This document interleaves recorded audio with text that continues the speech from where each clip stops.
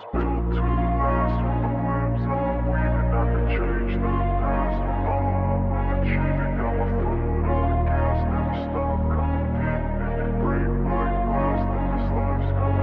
wanna be the best in the game, invest in my name, check no restraints, I'm obsessed with the pain, I ingest, I retain, assess and I change, possessed by the thought I'll be free one day from society. Quer fazer sua pergunta? Venha, participe do cara a cara, que vai ser um prazer.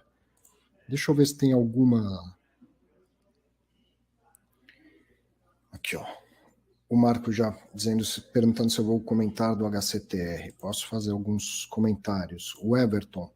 Professor Arthur, percebi que a Devan também investiu no circuito de compras do HCTR com 5% do patrimônio líquido.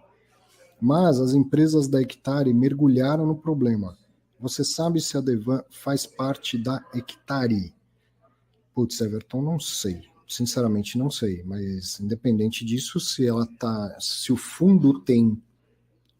Se você é cotista do fundo, o que importa é o patrimônio do fundo, né? Que essa é a parte... pela qual você responde, vamos dizer assim, né? O seu dinheiro está lá e vai valorizar ou desvalorizar de acordo com o patrimônio do fundo. Se a gestora A, B ou C tiver um problema, isso não vai ser um problema para você, investidor. Convoca uma assembleia, troca de gestora, qualquer coisa assim. Mas o que te importa é se está vendo que o fundo investiu no mesmo ativo do outro e esse ativo você acha que pode ter um problema do ponto de vista de desvalorização patrimonial, é isso que importa. Se são empresas do mesmo grupo ou não, vai ser menos relevante no caso para o investidor, né? Ó, o Bruno, boa noite, Bruno, grande abraço. O Marcos está falando de debentures, que o Urca está investindo em debentures de loteamento e o Jefferson disse aqui, ó, que pensava que só a FIINFRA pudesse investir em debentures. O Jefferson, fundo imobiliário, pode investir em praticamente qualquer coisa que leve ao mercado imobiliário. Então, ele pode investir em debentures desde que tenha sido emitida por uma companhia do setor imobiliário. Tá? Então, administradoras que se mostrem confiáveis aos seus critérios. Mas procure diversificar, sempre melhor, né? Sempre melhor.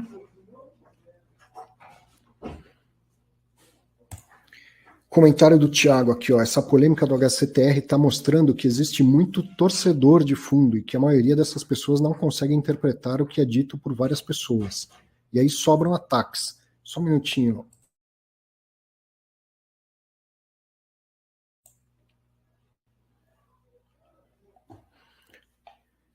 Tem muito torcedor, não tenha dúvida, tem muito torcedor, tem muitos outros interesses também, tem muito marketing nesse mercado, né? Muito marketing, esse negócio de influenciador, cuidado com isso, gente, cuidado mesmo. Mas sim, tem muito torcedor.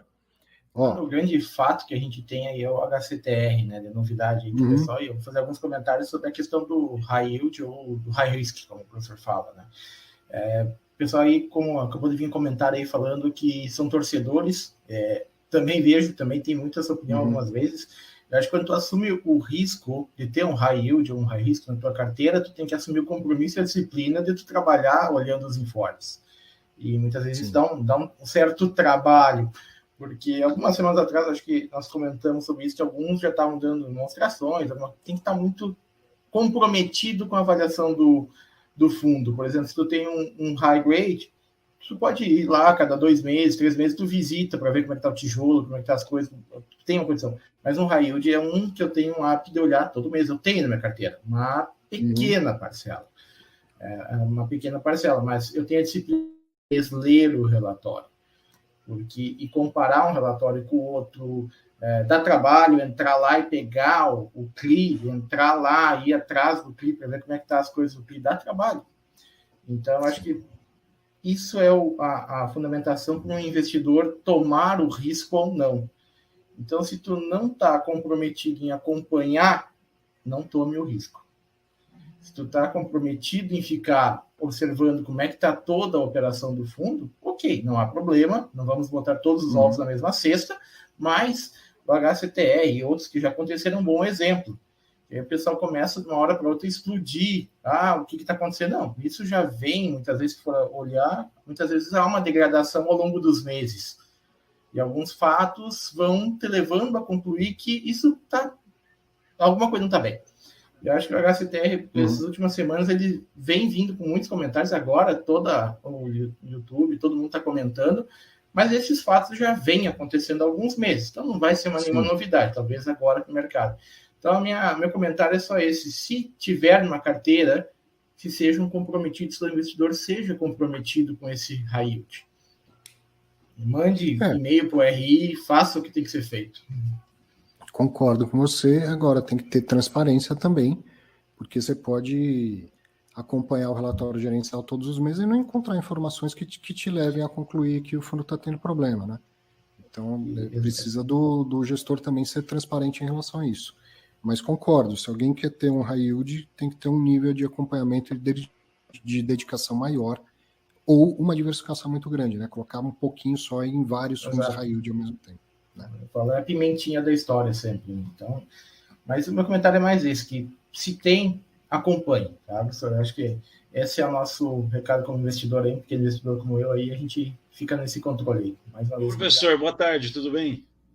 Boa tarde, tudo jóia. Professor, eu só queria fazer um comentário a respeito do HCTR. Ele está na minha carteira, tá? Já tem algum tempo que está na minha carteira. Fundo high yield, high risk mesmo, né? Então, uma coisa que já se esperava que podia acontecer. Mas, assim, no meu modo de ver, é um fundo que não mudou os fundamentos, passou a investir mais em fundo imobiliário, em cotas de fundos e menos em CRIs, mas isso não é de hoje, né? Desde o ano passado que já vem fazendo isso. O yield, mesmo que tenha caído de 1,6 para 1,4, continua sendo um yield bem interessante, bem elevado, inclusive comparado com os pares, é um yield bastante interessante. E esse problema do circuito de compras e do XBXO é um problema, é um percentual relativamente, não é tão pequeno, mas também não é um percentual grande do PL do fundo, em torno de 10%. Então, assim, eu acho que é muito defeito manada, né? O pessoal começou a ver a cota caindo, inclusive a gente via no home broker, muita gente vendendo uma cotinha, 2 cotinhas, 10 cotas, quer dizer, não tinham grandes investidores vendendo. Então, sei lá, eu acho que é muito do efeito manada, e efeito manada geralmente é um erro. Esse é o meu modo de ver, não sei se você concorda. Sim, tem muita gente, né, que investe no fundo, e não adianta a gente achar que todo mundo faz o acompanhamento que a gente está falando aqui, e nem também assumir que todo mundo ali não sabe o que está fazendo, porque não é verdade.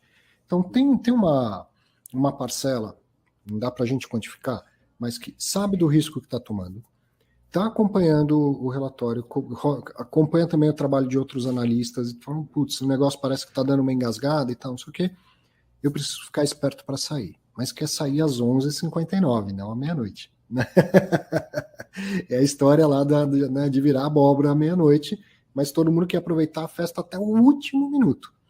E nessa festa não tem relógio. Né? Se não me engano, é Warren Buffett que fala isso. Nessa festa não tem relógio. Então, quando começa a parecer que está perto da meia-noite, aí gente que estava ligada nisso, mas que quer aproveitar até o último mês que der para receber esse rendimento, fala, putz, agora eu vou vender porque pelo jeito a coisa começou a degringolar. Você pode ter a leitura de que 10% do patrimônio não vai comprometer completamente o fundo, mas um problema com 10% do patrimônio vai diminuir bastante esse rendimento, vai levar a uma queda de cotação, e aí você fica tentando adivinhar a hora certa de fazer essa venda. Ninguém sabe, e uma hora ela acontece sem, não é que a hora certa acontece, mas as quedas começam a acontecer sem aviso prévio. E aí, sim, muita gente sai correndo.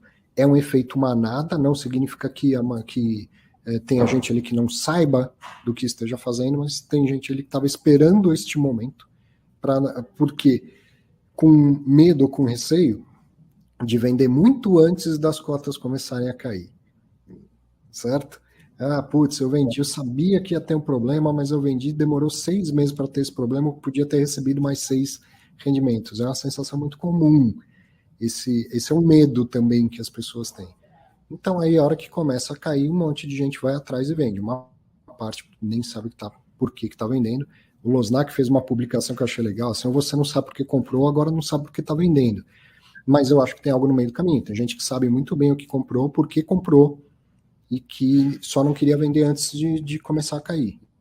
E a hora que começa a cair, vai, né, e aí uma coisa alimenta a outra. Não sei se você concorda. Eu acho que no médio e longo prazo, o fundo deve voltar. Eu não tenho dúvida. Acredito realmente que a gestão vai resolver o problema uma hora ou outra e vai voltar. Quer dizer, não faz sentido vender uma cota que o cara pagou 120, 130 reais, vender a 105. Poxa, não faz sentido nenhum, né? Então, a questão, Gustavo, qual é o problema?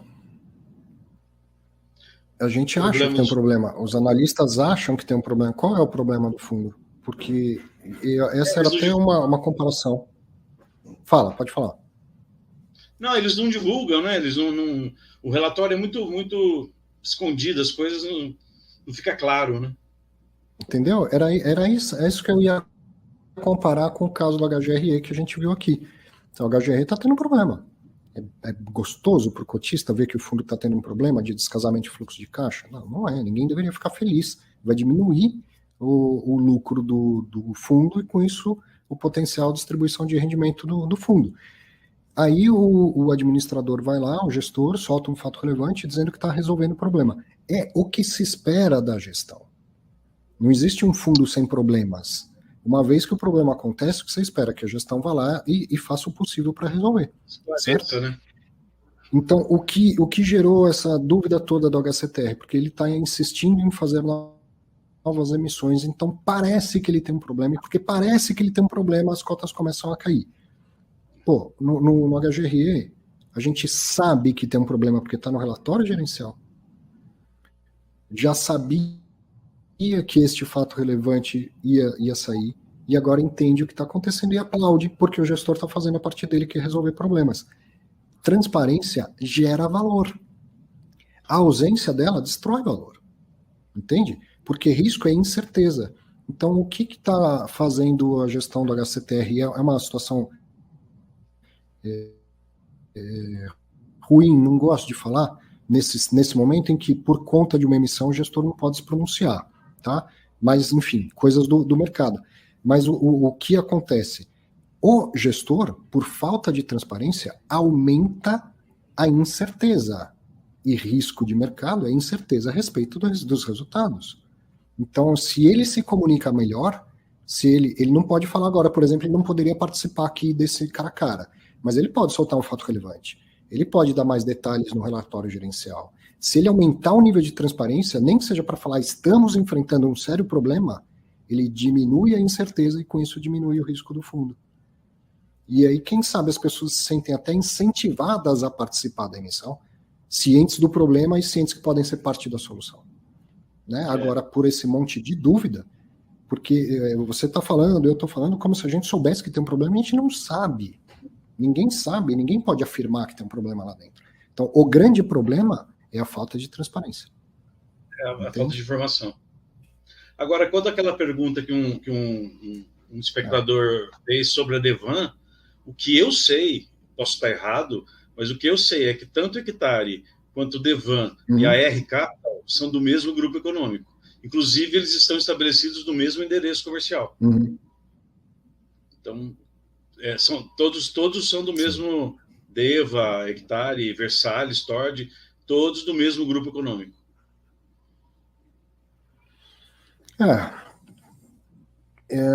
Não sei dizer se isso aumenta o risco ou não, mas por quê, né? Por que não uma só gestora com tudo concentrado ali e tal? Por que tantos endereços, tantos nomes diferentes para a mesma atividade? Uma coisa é ter um grupo, um grupo em que cada caixinha embaixo da minha holding faz algo diferente. Agora, por que ter 4, né, CNPJs que fazem a mesma atividade? Né? Enfim, coisas que cada um tem que avaliar se ficar confortável ou não com isso. Com certeza. Arthur, muito obrigado. Tá de parabéns aí pelas lives. Acompanho todo sábado. Tamo aí. Obrigadão. Boa Páscoa. Um abraço.